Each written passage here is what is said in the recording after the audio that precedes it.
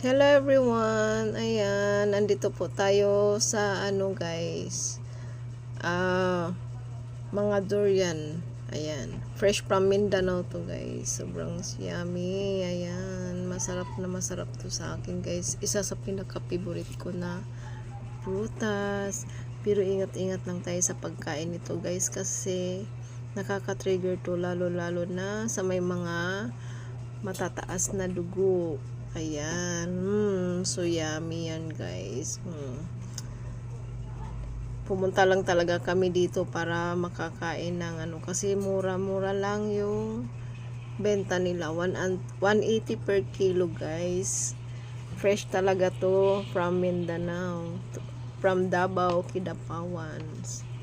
Napakasarap. Kasi to guys, durian na puyat. Ayan, isa sa pinakamasarap na klase ng durian. Ayan.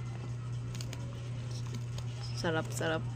Nabubusog na ako diyan, guys. Isang buong durian kinain namin. Dalawa lang kami kumain.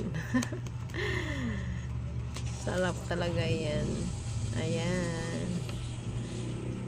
Thanks for watching. See you on the next vlog. Thank you.